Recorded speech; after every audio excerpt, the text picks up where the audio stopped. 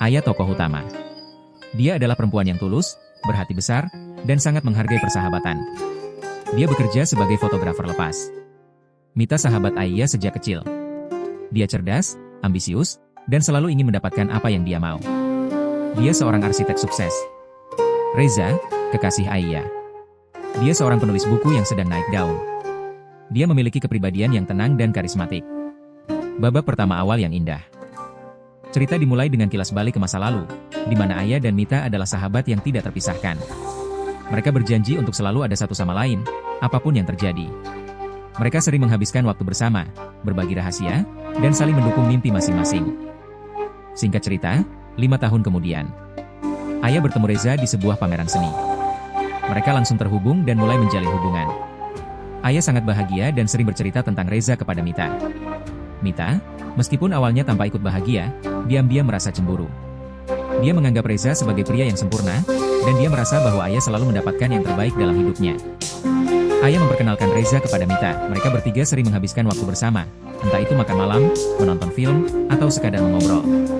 Selama waktu ini, Reza dan Mita tanpa disadari mulai membangun kedekatan, seringkali berdiskusi tentang hal-hal yang tidak terlalu diminati Aya, seperti arsitektur dan sastra klasik.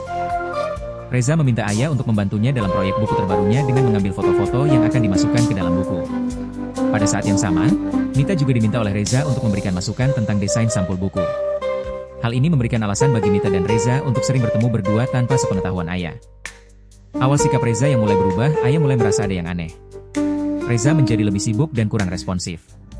Dia sering mengatakan bahwa dia sedang sibuk dengan proyek bukunya. Mita juga mulai menjauh, sering menolak ajakan Aya untuk bertemu dengan alasan pekerjaan. Kecurigaan Aya akhirnya menemukan jalannya. Pagi itu Aya baru saja selesai mandi, tiba-tiba ponselnya terdengar berdering dari atas meja di ruang tamu. Aya bergegas mengambil ponselnya, dia terkejut melihat isi pesan dalam ponselnya. Sebuah video yang entah siapa pengirimnya, tanpa nama. Video Reza sedang berdansa dengan Mita. Keesokan harinya, Aya mencoba untuk menghadapi mereka. Tetapi mereka meyakinkan Aya bahwa itu hanya undangan jamuan biasa dari salah satu teman Mita. Puncaknya, Aya menemukan cincin pertunangan di laci Reza. Dia sangat gembira dan berpikir Reza akan melamarnya. Namun, suatu malam, dia mengikuti Reza dan melihat dia berlutut, melamar Mita di sebuah taman. Hati Aya hancur. Dia merasa dikhianati oleh dua orang terpenting dalam hidupnya. Aya sangat terpukul. Dia mengisolasi diri, menolak untuk berbicara dengan Mita atau Reza. Dia tidak dapat memahami bagaimana persahabatan dan cintanya bisa hancur begitu saja. Mita mencoba untuk menghubungi Aya, menjelaskan bahwa dia dan Reza tidak bisa menahan perasaan mereka dan bahwa mereka benar-benar jatuh cinta. Dia meminta maaf, tetapi Aya terlalu terluka untuk menerima permintaan maafnya.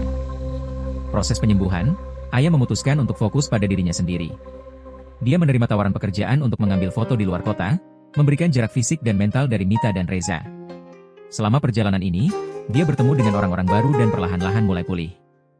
Dia mulai menyadari bahwa dia lebih kuat dari yang dia pikirkan dan bahwa kebahagiaannya tidak bergantung pada orang lain. Tahun-tahun berlalu, bertahun-tahun kemudian, Aya kembali ke kota asalnya. Dia telah menjadi fotografer sukses dan telah membangun kehidupan yang bahagia. Dia sudah tidak menyimpan dendam, tetapi dia juga belum siap untuk bertemu dengan Mita. Pertemuan, secara kebetulan, Aya bertemu dengan Mita di sebuah kafe. Mita terlihat lelah, tetapi matanya memancarkan kelegaan ketika melihat Aya. Mita akhirnya menceritakan bahwa pernikahannya dengan Reza tidak berjalan mulus karena Reza terus merasa bersalah telah mengkhianati Aya. Mita juga bercerita tentang bagaimana dia juga merasa bersalah karena telah menghancurkan persahabatan mereka. Aya membiarkan Mita berbicara.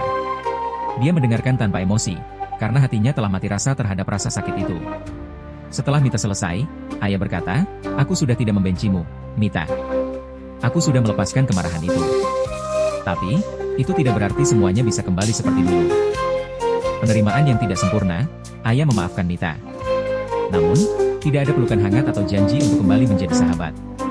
Aya mengatakan, "Aku bisa memaafkanmu, tapi aku tidak bisa berjanji akan menjadi sahabatmu lagi. Luka itu terlalu dalam. Mungkin suatu hari nanti, kita bisa menjadi teman biasa, tapi persahabatan kita sudah selesai." Setelah pertemuan itu, Aya melanjutkan hidupnya, tetapi kali ini dengan sebuah pilihan tegas. Dia memutuskan untuk tidak lagi mencari cinta dalam bentuk apapun. Pengalaman pahitnya mengajarkannya bahwa keterikatan emosional bisa membawa luka yang mendalam. Aya merasa bahwa kebahagiaan sejati tidak berasal dari memiliki pasangan, tetapi dari kedamaian batin dan kemandirian. Dia memfokuskan hidupnya pada karir, hobinya, dan menikmati waktu sendiri. Cerita berakhir dengan Aya yang sedang memotret pemandangan alam. Dia tersenyum, merasakan ketenangan yang belum pernah dia rasakan sebelumnya. Dia menyadari bahwa hidup tanpa pasangan adalah pilihan yang terbaik baginya. Dia tidak merasa kesepian, melainkan merasa utuh. Dia menemukan bahwa dia bisa menciptakan kebahagiaannya sendiri dan tidak perlu bergantung pada orang lain untuk melengkapi dirinya. Pesan moral utama dari cerita ini adalah pengkhianatan tidak selalu bisa diperbaiki, tetapi bisa disembuhkan. Memaafkan bukan berarti harus melupakan atau kembali ke keadaan semula. Ini adalah tentang membebaskan diri dari beban kebencian dan menemukan kedamaian hati. Hidup mandiri adalah pilihan yang sah dan membahagiakan. Seseorang tidak harus mengikuti norma sosial untuk memiliki pasangan agar dianggap berhasil atau bahagia.